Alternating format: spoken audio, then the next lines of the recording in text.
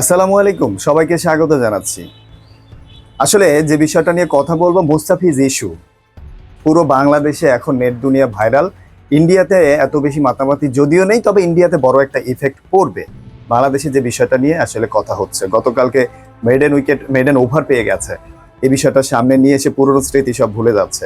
অর্থাৎ এনওসি যে দেয়নি বাংলাদেশ দল, বিসিবি মুস্তাফিজকে, এই বিষয়টার পেছনে তলিয়ে দেওয়ার জন্য মুস্তাফিজকে হাইলাইটস করা হচ্ছে, যেখানে মেডেন ওভার নিয়ে আসছে, যেটা একটা রাজকপাল, এটা একটা রাজহাঁসের ডিমের মতো, অনেক কিছু এরকম ধরনের ভিডিও তৈরি হচ্ছে। Mustafiz is the one piece. এই মুস্তাফিজকে তো কিছুদিন আগে আপনারা বাদ দিয়ে ফেলেছিলেন, জাতীয় দল থেকে তাকে আপনারা বহিষ্কার করতে চেয়েছিলেন, একরকম বলেই ফেলেছিলেন যে আসলে মুস্তাফিজের দিনটা শেষ। সেই মুস্তাফিজ আর নেই, হঠাৎ করে আসা, হঠাৎ করে যাওয়া।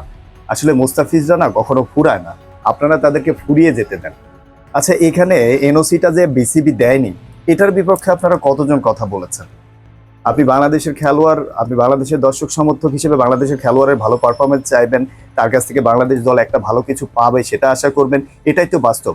কিন্তু আইপিএল এ খেলতে না দিয়ে এত ভালো একজন পারফর্মারকে, যাকে ম্যাথু হেডেন মালিঙ্গার সঙ্গে তুলনা করেছে আজকে, গতকালকে ম্যাচ শেষে আজকে সংবাদ সম্মেলনে অস্ট্রেলিয়ার কিংবদন্তি ম্যাথু হেডেন মালিঙ্গার সঙ্গে তুলনা করেছে মুস্তাফিজকে। সেই মুস্তাফিজকে আপনারা এনওসি দেননি, আইপিএল শেষ পর্যন্ত খেলতে দিচ্ছেন না, সেই ইস্যুকে তলিয়ে দেওয়ার জন্য এখন মেডেন ওভারের ইস্যুকে বাংলাদেশের সামনে নিয়ে এসেছেন।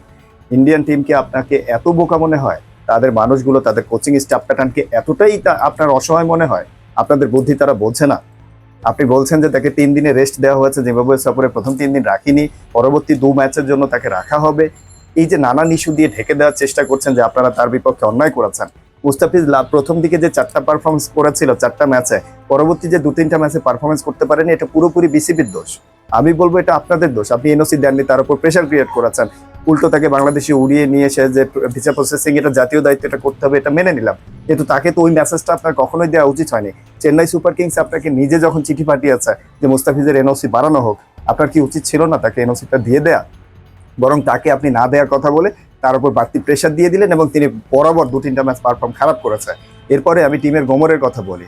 মহেন্দ্র সিং ধোনি তার মাথায় হাত রেখেছেন যে তুমি এসব নিয়ে ভাবতে যেও না, তোমার প্রতি আমরা প্লেসড।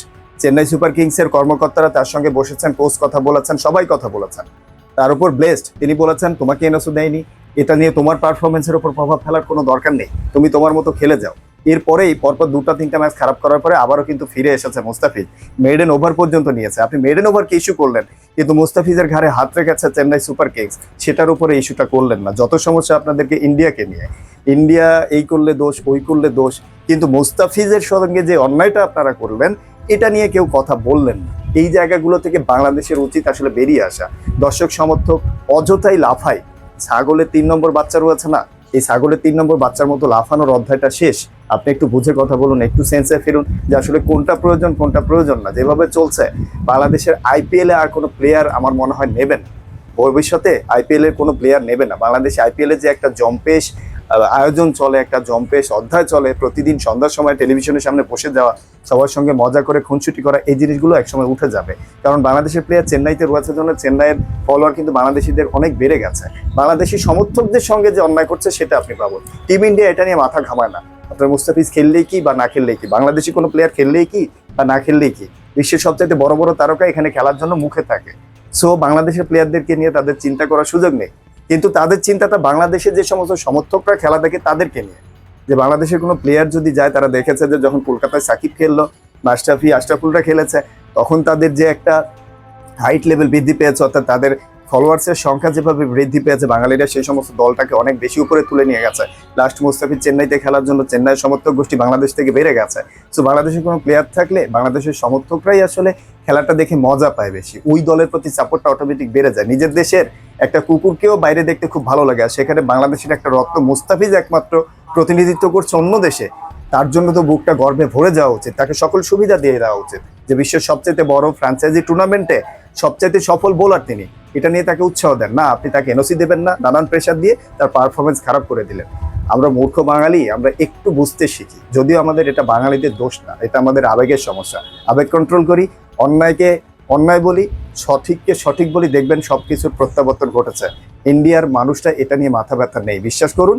তারা চায় বাংলাদেশিরাও ভালো ক্রিকেট খেলুক, বাংলাদেশি খেলোয়াড়রাও ভালো একটা অবস্থানে চলে যাক। আমার কাছে এটাই মনে হয় যে আমাদের আবেগকে কন্ট্রোল করতে হবে, তাহলে ক্রিকেটে ভালো কিছু সম্ভব।